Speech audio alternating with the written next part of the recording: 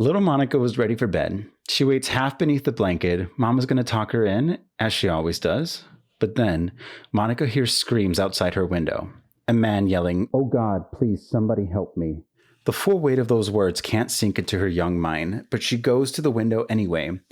Down below, where the cars are parked, is a man falling to the floor, clutching his chest. Her eye is caught by another blur, a different man running away out of the alley. Mom is standing next to her now, very still. She didn't hear her come in, but Monica knows that she saw the same thing. The man below is moaning in pain. A barking dog is getting closer. A dark puddle grows beneath the man.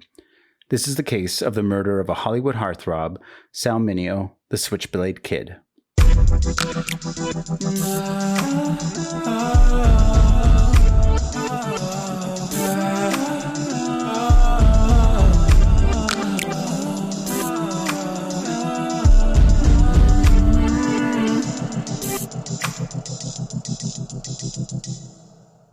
Hello, everybody. Welcome to your next podcast. Hello, guys. I'm Emilio. And I am Sergio. You know what? I don't mean to say guys. I should say y'all. I don't want to. Y'all. Hi, everyone. Hello, good people. Fellow Aussians, since we're all approaching the say that. part two approach. Fellow Aussians. Welcome to episode 20. This is a case of Sal Mineo, as you just heard. Hope you're all doing great. It's getting cold here in Chicago. Mm-hmm. It's also a crazy full moon. Oh my God. It's last night and today have been fucking nuts. Like, it's I don't supposed to be like understand what's the going on. biggest full moon of the year. Like the moon is as close as it's ever going to be to the Earth this year. It needs to back off, like pronto. We don't need that energy right now, sir. The world is mad enough as it is. Today we'll be exploring the case of Sal Mineo, a Hollywood actor who was murdered in what was called a robbery gone bad. Sal Mineo comes from a large New York Sicilian family. He was born January 10th, 1939, and he was very proud of his heritage, and he refused to change his name for stardom, which is amazing. And again, especially for the time, he just kept doing this his entire life. He started his career early as a child actor in Broadway productions like The King and I and The Rose Tattoo. Already showing great talent, but the early success came with pressure. His mother, Josephine, quickly became both his manager and the gatekeeper. She handled his contracts, took his paychecks, and often pushed him into roles he didn't want, anything that would keep the family comfortable. She's a classic momager. Ugh. Momager. Sal later told his friends that he felt like a product rather than a son. And when he tried to resist or pursue more serious acting work, she reminded him of the mouths he has to feed back in the Bronx, which is horrible. And that dynamic shaped him deeply. He loved his family, but he also resented the way that Hollywood and his home both demanded pieces of him. So he's just a commodity. He was just used, which is he's terrible, a workhorse. And just kind of kept going. But I got a good story from his longtime friend, Peter Bogdanovich. He wrote an article for Esquire after his death. He described Sal as a beautiful little boy riding the subways home alone to the Bronx. So this is when he was dangerous. I mean, one that sounds so like it's this weird juxtaposition because I'm like, oh, that's a child riding the subway, which sounds awful, but it also feels like a Hollywood movie. Of a scrappy kid, like making it in the city. He's got a toothpick in his mouth. Yeah, that's what I'm picturing, like Newsies or something. Yeah. But that's what he was. He was like performing on Broadway, and then he would just like ride the train home by himself, which is like badass, but also he's a child. Very badass. I guess if you're from the Bronx, you're totally built different anyways. That's true. Yeah, I don't know. Yeah, and it's like a Bronx Italian family. Yeah. Like that's a lot going on. Yeah, whole extra level of toughness. So, and this is the story that Peter was telling. Sal already idolized big movie stars at the time, and he loved movies about gangsters and cowboys, like all little good boys growing up in the time. He took a page from the actor John Garfield, who was credited as being the godfather of method acting, which I didn't know. No, but it's crazy when you find out something about like who is like the catalyst to something that seems so. Yeah. I personally haven't seen him in a movie, but he was a working actor in the 1950s, played a lot of gangsters, a lot of cowboys, and I would love to have seen his method acting Sal took a page from his book, and he would carry around a blank pistol while riding through the New York subway, which is like smart, but also kind of crazy. As a young child riding the subway in New York. And then Peter told a great story about that one time in a deserted subway car, a heavyset, swarming man in his mid-30s tried to pick up Sal, only to discover that Sal's big, innocent brown eyes were deceptive.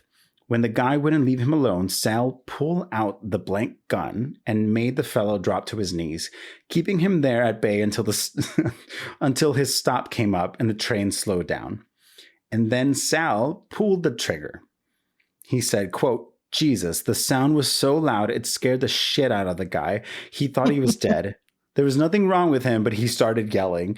The doors opened and I ran like hell. I ran all the way home." That's fucking awesome. Just imagining this like 9-year-old barely holding a gun, scaring a big swarming man. That's fucking cool. What a story. Yeah. Also, don't let your kids ride the subway. Listen, what was it, like the 30s, 40s? It was a totally different time. Yeah, no, it was in the 40s. I wouldn't know what to do if I saw a kid on the train by themselves now. And then if they pulled out a fucking pistol, I'd be like, oh God, okay, this train is yours. I was like, oh, I don't have to worry about you. You got it. You obviously know what you're doing. Goodbye. Right. Sal found more success in acting. By 15, he had moved to Hollywood and began appearing in movies. A year later, he landed the role of a lifetime, the angsty, adoring counterpart to James Dean in Rebel Without a Cause. His character, John Plato Crawford, meets and idolizes a new friend, Jim Stark, played by James Dean. The movie ends, spoiler alert, with Plato in a shootout with the police after being cornered by a gang. This role was to become his greatest success and his heaviest cross to bear. His portrayal as Plato wowed audiences and earned him an Oscar nomination at 15. Oof. That's like some Judy Garland shit. That's incredible. However, it typecasted him severely, but behind the spotlight, Sal hated the label of Hollywood's trouble kid. He once said in an interview, quote, "They see me as a boy who never grows up, but I've been paying bills and fighting for real parts for years." Studios wanted nothing but the angsty kid, not the complex actor he'd become, and when he tried to take on more adult roles, the doors just started closing. And by the mid-60s, Sal was quietly fighting to prove he wasn't a one-note star or a scandal waiting to happen. His career took off with numerous roles where he plays some version of a juvenile delinquent. It earned him the nickname the Switchblade Kid. Other directors like his swarthy olive complexion because it made him appear, quote, ethnically ambiguous. This gave them the freedom to cast Sal in roles like a Native American boy in Tonka, a Mexican boy in Giant, and a Jewish boy in Exodus. This whitewashing of roles did stir up some controversy at the time, but not as big as it would be today. Why does this shit have to fucking ever exist? There's so much here. It's like so much. Like they just refuse to hire people of color or put him in any kind of important role. But they're like, hey, you're kind of darker than me, so yeah. Let's just say that's yeah. So it's like it's very controversial, but it was totally done back then, completely. Very intentionally, and like they put Judy Garland in straight fucking blackface. Like I know it's a different time, but like that was never fucking cool. Yeah. Fuck. Exactly. But it was the norm back then. And like Sal Mineo, that's where they kept putting him. That's where they felt. Because he's like his skin is very olive, very brown. It's like my skin color, maybe even darker. His role in Exodus earned him another nomination. He also met a 15-year-old Jill Howarth on set. The two youngsters fell madly in love, and they became a Hollywood power couple. They were beautiful together. It's the classic old Hollywood glamour. They were engaged to be married at one point, but Jill called it off after she found out Sal was having an affair with a man. However, they later reconciled and remained close friends for the rest of Sal's life. Jill was an avid supporter of Sal and queer people in general, so fucking give it up for Jill. Yes, Jill. Dun, dun, dun. Also, Cabaret is one of my favorite fucking musicals, and she was in Cabaret. Oh, okay. I was like, wait, what is the connection? I've actually have never seen Jill Hayworth in anything yet. Same. I'm just referring to like Liza Minnelli's Cabaret. It's just like but this Cabaret is era so fucking of good. Hollywood has never interested me, but like now I'm getting into it because of this. Yeah, I don't know. I have a whole The power of true thing with crime. the 50s. So Sal Mineo was growing up. Hollywood refused to let him out of this mold of playing a juvenile delinquent, and his movie offers started to dry up. And there were also the roving rumors about Sal's sexuality. But Sal, however, was and is a queer icon. He did not hide or evade it. Sal was bisexual. Very proud bisexual. He always said it his entire life. He was one of the earliest actors to be openly queer in Hollywood in an era where even rumors could just like end your career, which is fascinating. It was actually why I was kind of drawn to this of like in the 50s. Like that sounded insane to me. Yeah. But unfortunately, it seems like that's what happened to Sal. His career was declining in those transitioning years to become from like teenager to adult. He started taking any role he could in movies and TV, and later he turned to stage productions, producing, directing, and starring in plays. And all the plays that he did were exclusively queer, which is so also cool. amazing. And he was unafraid to make those rumors explicit. He was like, yeah, I am. Who cares? Yeah, so fucking what? So fucking what? And in 1970, he met Courtney Burr III, who's also, I believe, a Nepo baby and a fellow theater actor. And Courtney was engaged to be married to a woman at the time. And the way that he tells it is that he had been with men before, but it wasn't until Sal that he thought, quote, oh my God, I can actually fall in love with a man, and this is the beginning of it. Oh, that's so beautiful. No. And Courtney. like Sal and Courtney were together for 6 years and they make a beautiful couple. Yeah. So it was Courtney with the blonde hair and like really fair skin to the contrast of like Sal's darker features. They're beautiful. Their friends said that they were inseparable, equal parts creative partners and soulmates, which is like, what more can you ask for? Yeah. But they also navigated the fear of being found out, of being too public. Like one, Sal was like, I am bisexual. Courtney was very much in the closet, especially after he like canceled his wedding to be with Sal. So what a power move. Good for fucking Sal and Courtney. It's like, I'm glad you figured this out about yourself and you didn't marry a woman anyways. Like, sure, it's horrible at the time, but it's worse if you're just marrying her and then... God, marrying a woman in general, straight or gay, just sounds fucking horrible. Sorry about it. Terrible. No, it would have been like... Just kidding.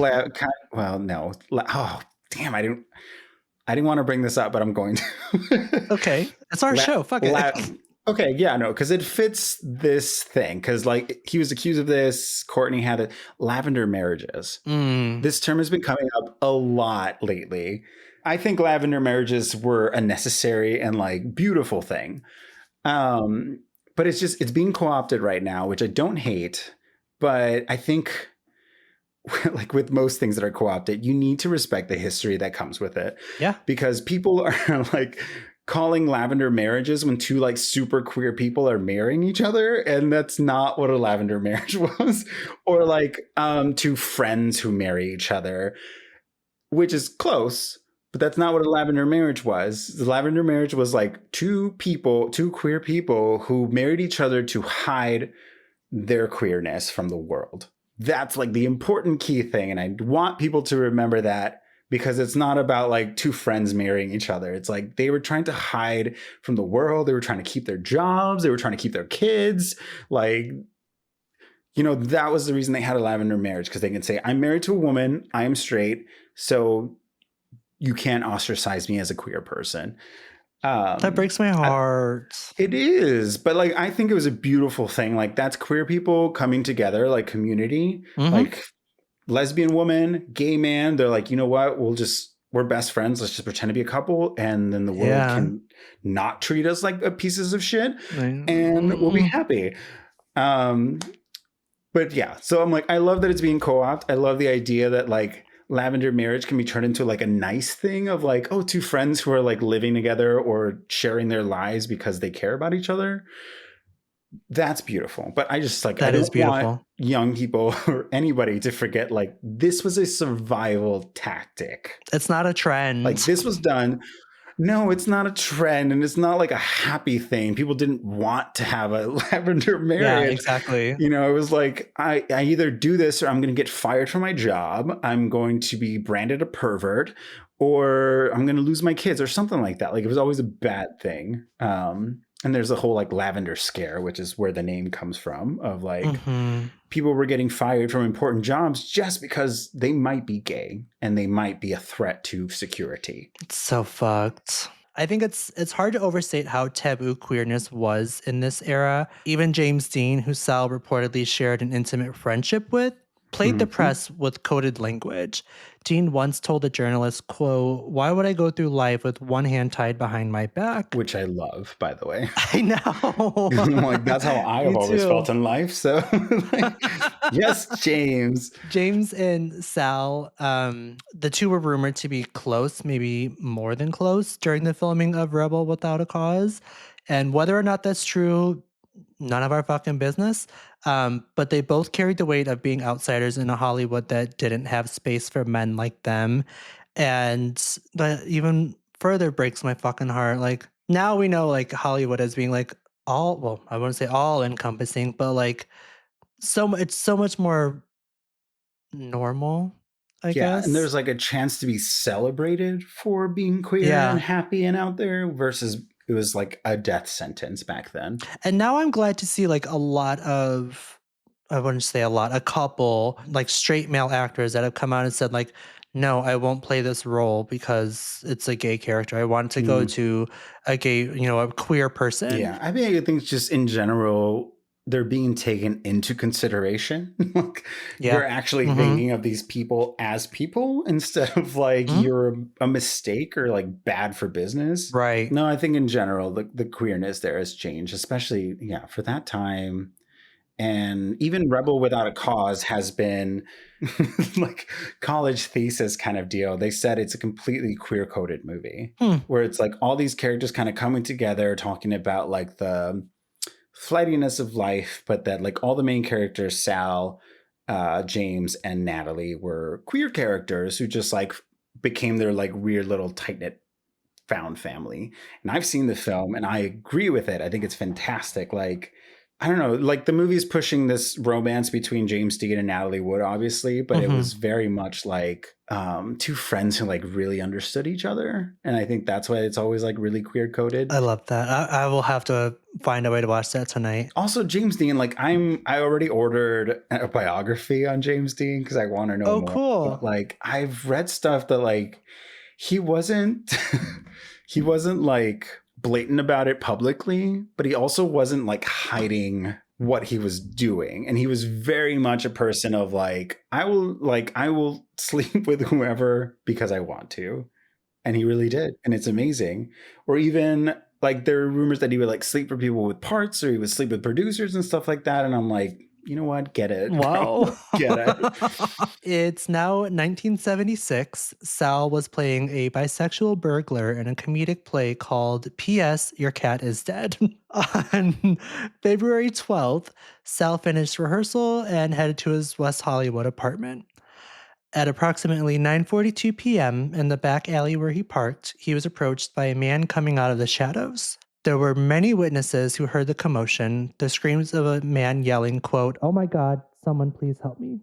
But only 4 of those witnesses actually saw something. Monica Marin, a 9-year-old girl, and her mother rushed to look out of the back windows of their second floor apartment.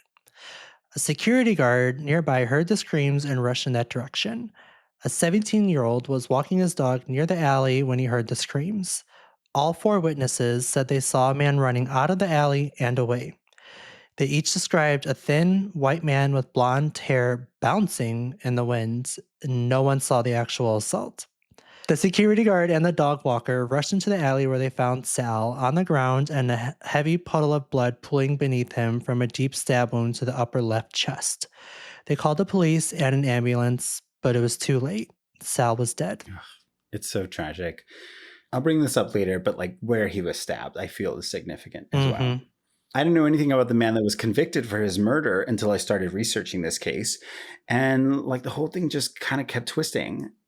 And I'm going to go through the official narrative and, then we can do our thing. So at the beginning, the police had no immediate suspects. They, of course, interviewed Courtney Burr, who was Sal's friend, quote, friend. That's what the police called him at the time.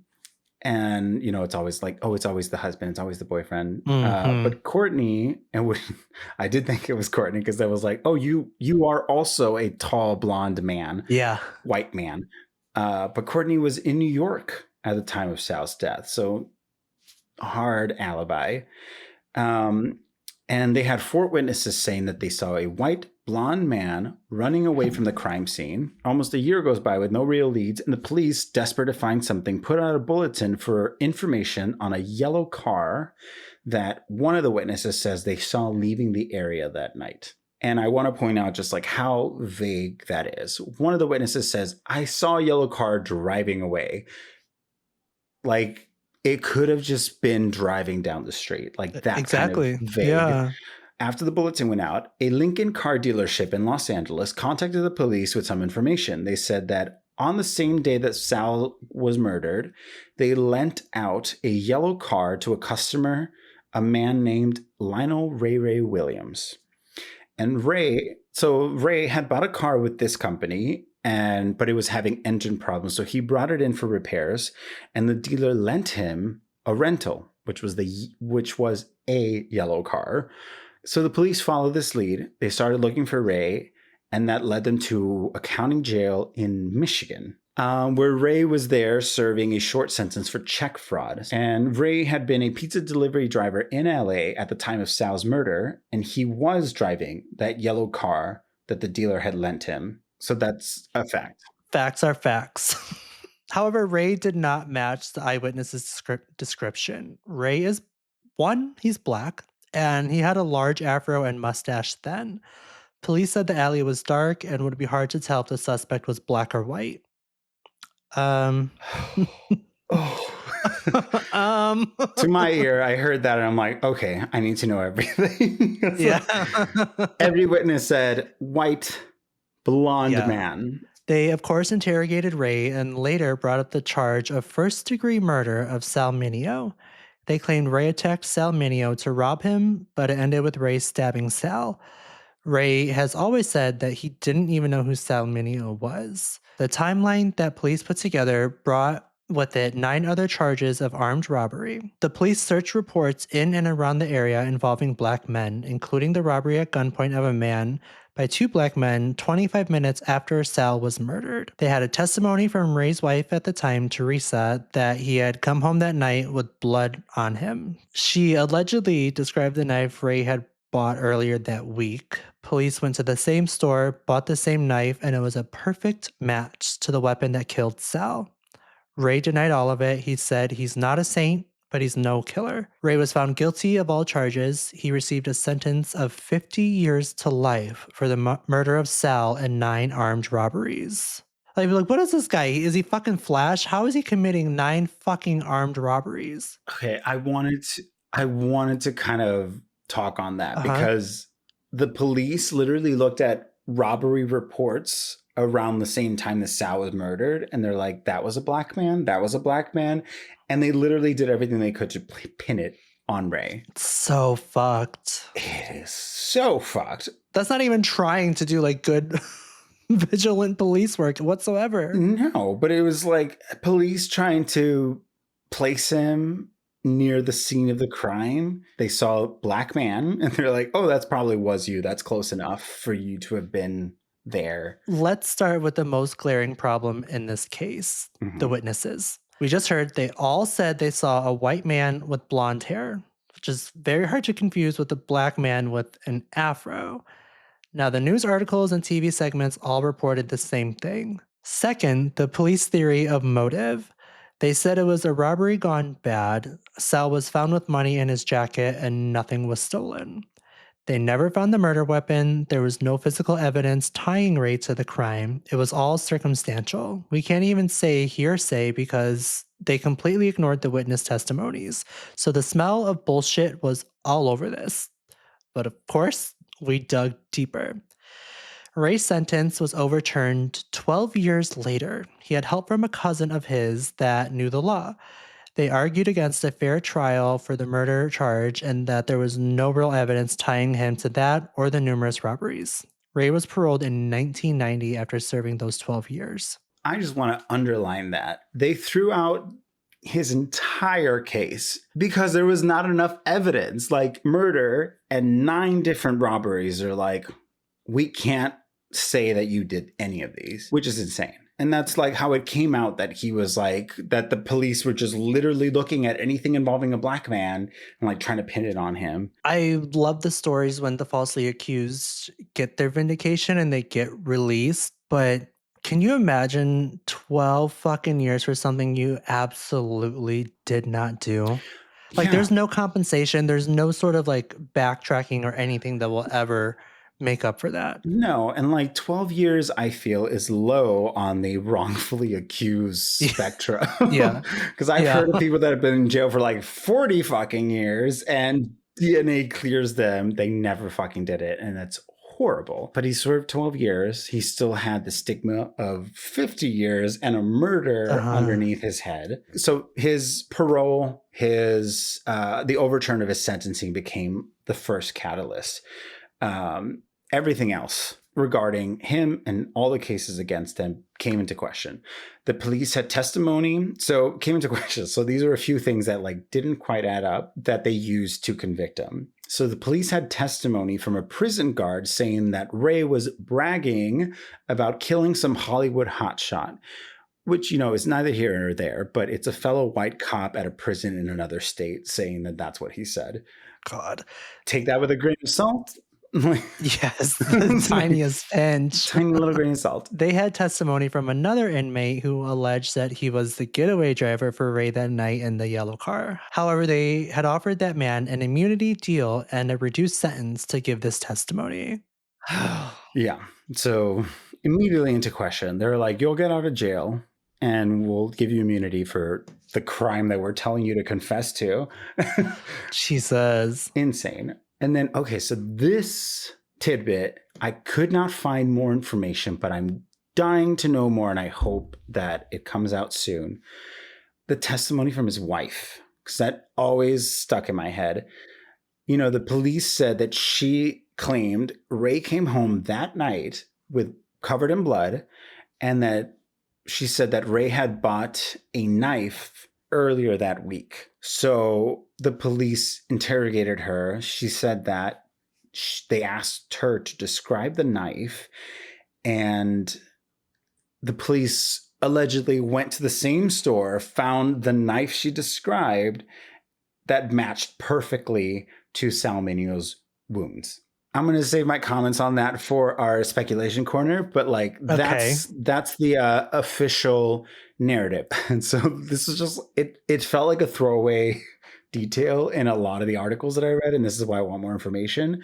So after his wife gave testimony, she went home and shot herself in the head.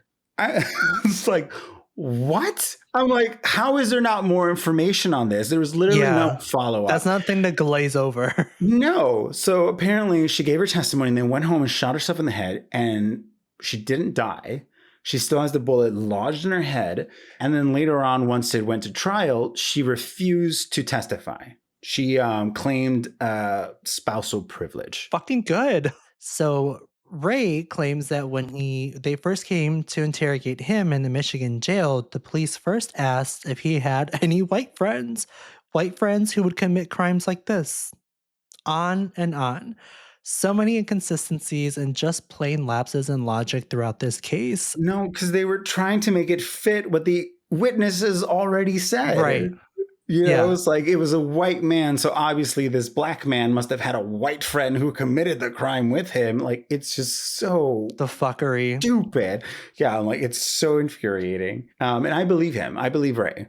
Yeah, I do too. No, and then like I started digging a little bit more, and I found out that Ray, because he's been out since 1990, he recently partnered with a filmmaker and made a documentary with the intent of proving his innocence.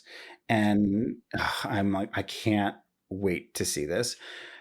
There's also a book. He wrote an entire book of the whole thing, and I'm gonna read it. Yeah, we gotta do a book club, or like start queuing up books for everyone to read with us. Ooh, I like that. This could be our first one. Okay. 51 Years to Life is what it was called, because that's what he was convicted of. 51 years to life for the murder of Sal Mineo and 9 robbery. Okay, so the documentary is called Unseen Innocence, and it was made by a filmmaker named Letitia McIntosh. I think she met Sal randomly, or like heard about his story. She reached out and just was like, we have to. That always excites me the most. Absolutely. Like when someone just like hears a little slip of it or whatever, sees a little clip, and then they just fucking deep dive into it hard. Yeah. And then it like this whole fucking thing is going to be reinvigorated. So fucking good on you, Ray and Letitia. No, absolutely. No, and like I listened to a podcast they were on recently talking about it. And like that's literally what it was. Like I heard this story, this sounds insane.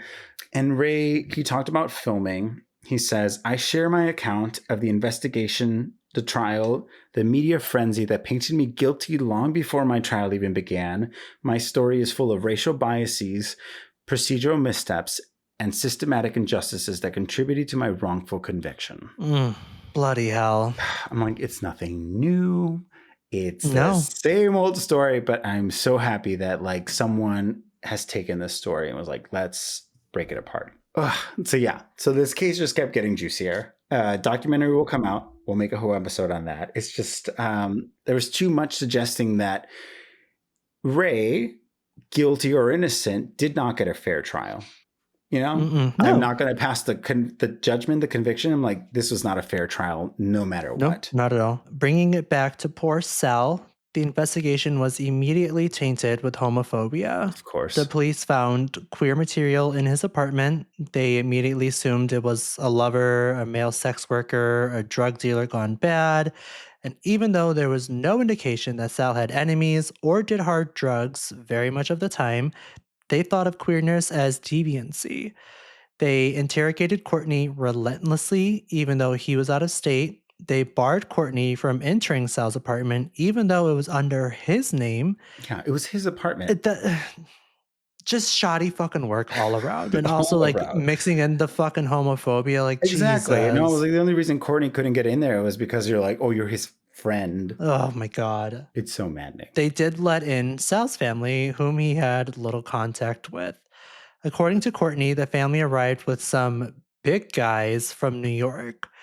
They combed through the apartment and burned Courtney's letters to Sal in the bathtub.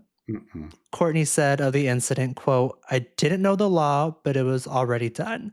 It wasn't like there was anything of great value, but anything that they thought would have pointed to his sexuality, any magazines or anything else he had around, they burned all of that. That pisses me off. And that's like his family. Exactly.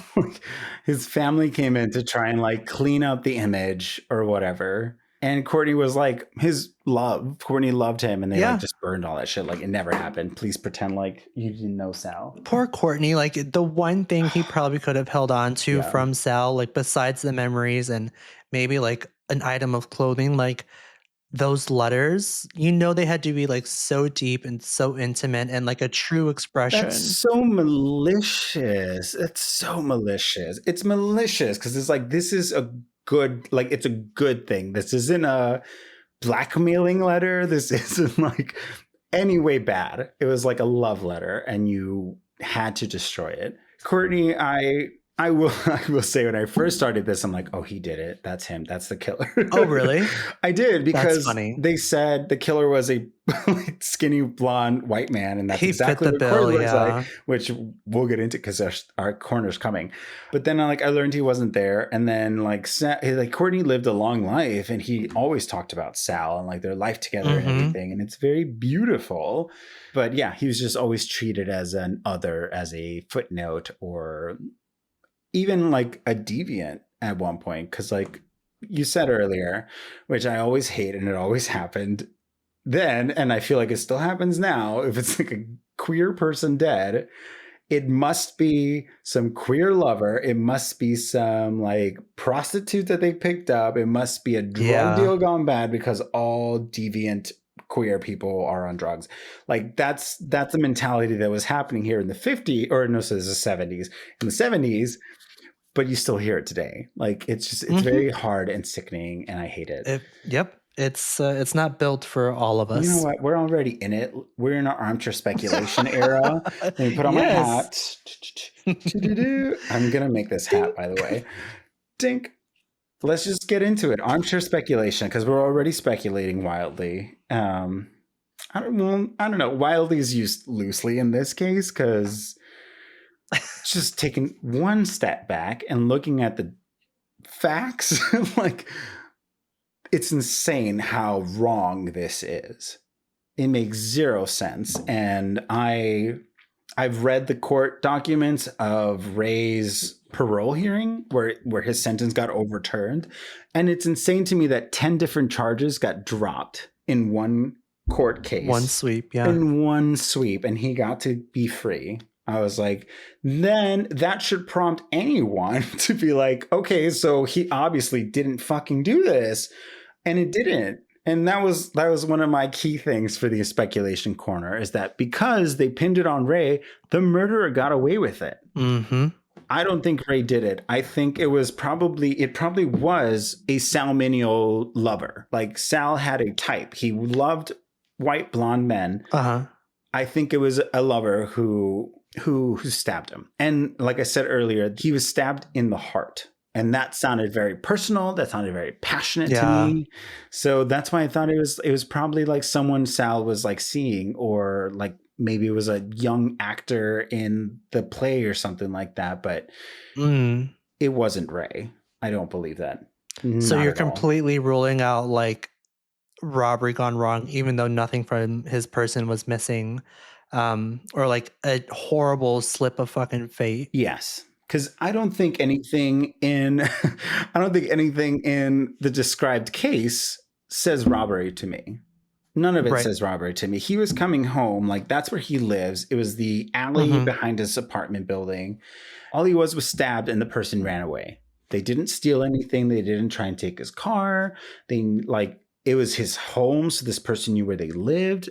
I don't believe it was just like randomly he saw someone pulling into an alley, so they're like, that's the person I'm going to rob. It does sound very personal. Yeah.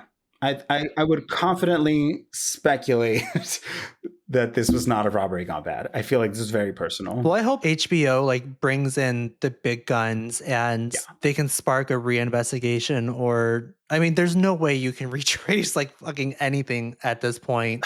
There was virtually no evidence. No, and that's what's making me mad. Besides the body. This person got away with it. Like, I feel at this point, if they're even still alive, one. Right.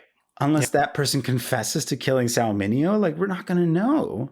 Because they never looked at anybody else. You know, they looked at all the usual suspects and they were ruled out. Damn it. Yeah. So I'm like, did this person get away with murder? That's frustrating. It's very frustrating. Now, the next thing we want to get into is the Rebel curse. The movie Rebel Without a Cause was cursed. James Dean died. Natalie Wood and Sal Mineo. The 3 stars of this movie. The 3 fucking stars. There's only 3. All 3 of them. What are the fucking chances? No, and they all died in very weird ways. Yeah. Because like I've listened to yours and Brooke's episode of Natalie Wood, because I didn't know what Natalie Wood case until Thank then. you. Yeah. Wonderful. Thank you for educating me on that. Weird as fuck. Also, injustice. Because That fucker absolutely killed her. That's my speculation. Still wearing my hat. Wait, which one? Who are we talking about? Her husband. What Christopher was his name? Walken? Oh, okay. No, the other one. Oh my God, what was it? Robert Wagner. I'm like 100% convinced you fucking killed her, and he got away with it because he was a famous white man. But also love how weird this like Christopher Walken detail is in there. So fucking weird.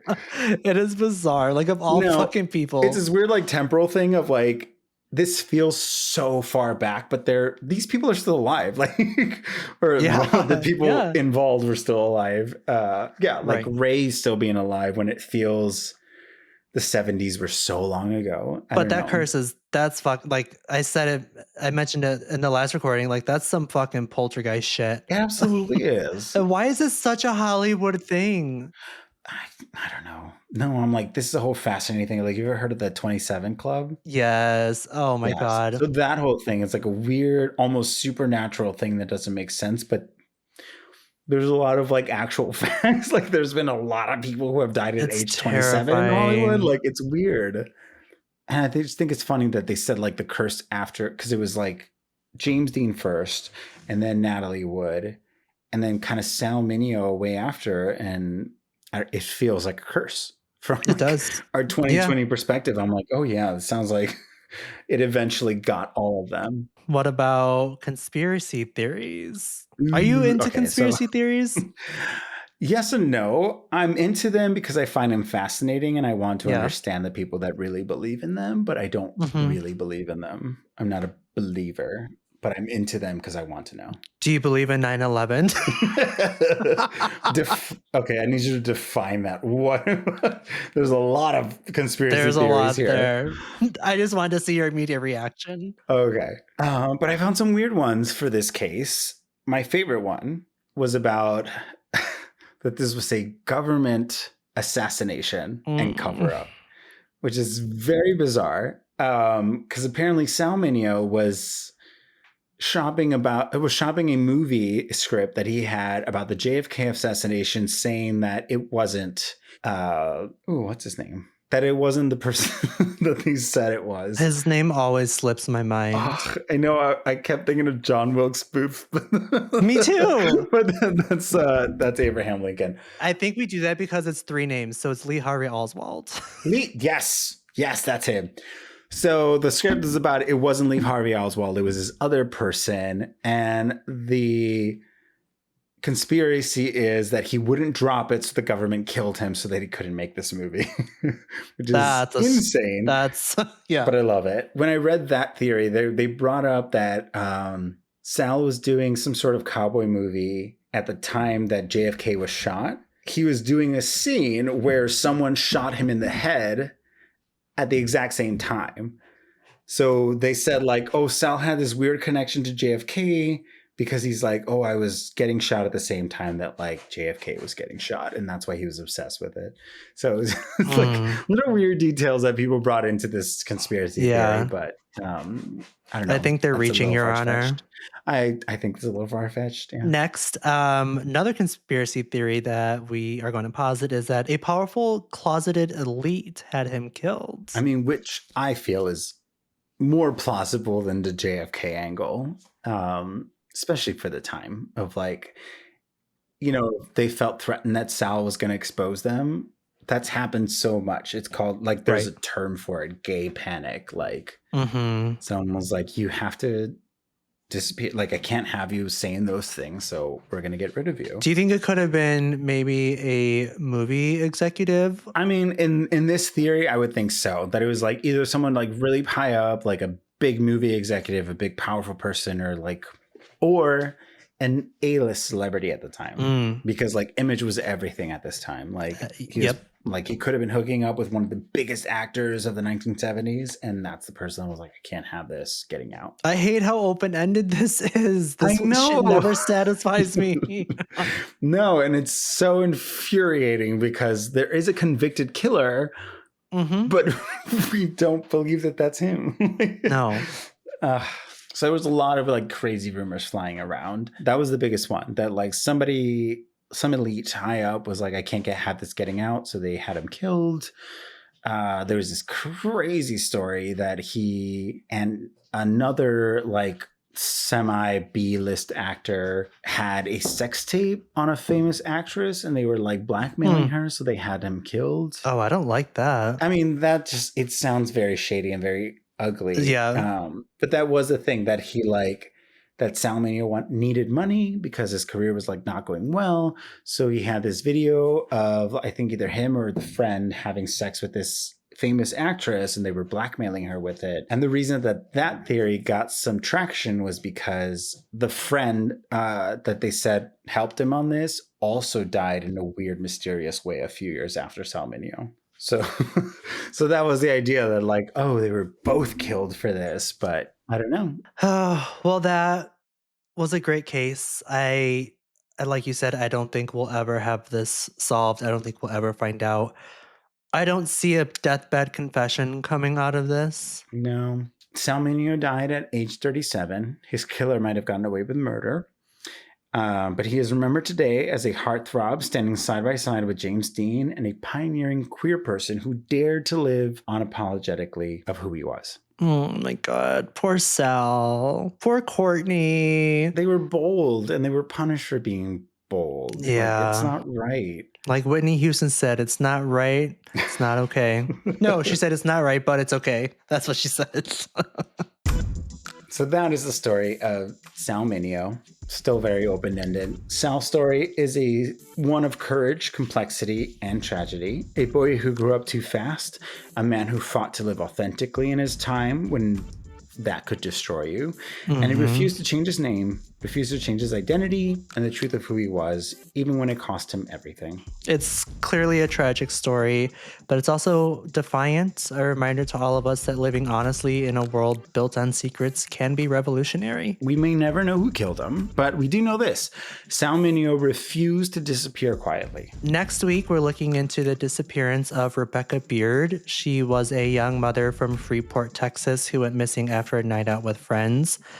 There has been no body, no arrest, nothing but just questions that won't go away even 39 years later. So what really happened to Rebecca Beard, and why does it seem like nobody wanted to find out? We're gonna fucking dive into it, and I can't wait. Please follow us on socials at Your Next Pod. We're on everything. Please rate, review, and subscribe wherever you're listening. All right. Well, thank you so everybody for listening to Your Next Podcast. Be careful out there, or you're next. Later, Nexties. Bye, guys. Bye, y'all. Oh, yeah. No, I remember, like, right after my breakup, every time the full moon, I didn't realize this, but I would start feeling like really, I would start feeling like really needy and like sad and lonely. And every time it was the fucking full moon. No. That's when you put your phone in the freezer and you just leave it for like 3 days. Bring it back. Bring it back. It's the coffee and the energy drinks after 4 p.m. It really is. That's what it is. It really is.